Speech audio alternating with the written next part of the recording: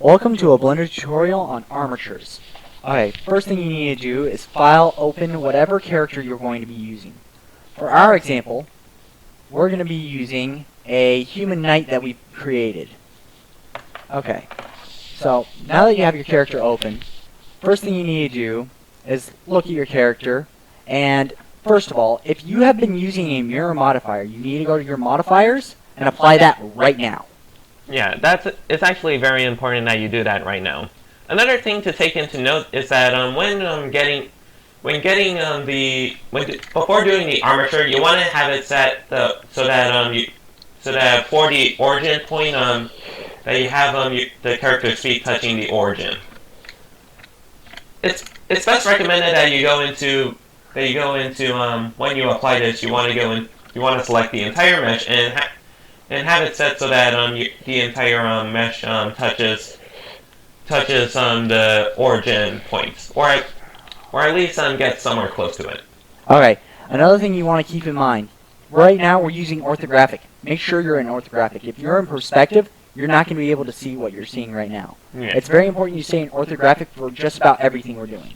Yes, it is very important to do that, as you will be able to not only get your mesh to be more accurate, not only get the mesh, the armature to be more accurate, but it allows for easy. It allows it makes things easier on yourself.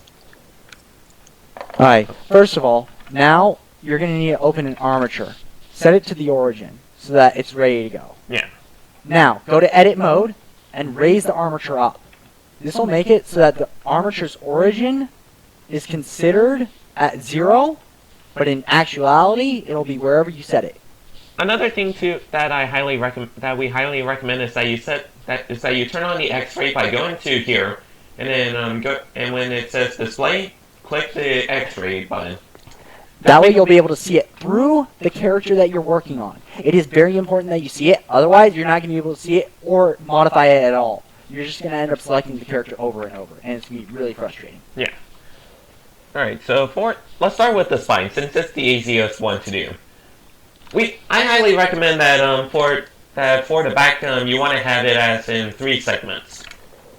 Or as many segments as you need. Yeah. For our example, right now, we only need 3 segments as of right now, but we may need more later, so we can always adjust that. Yeah.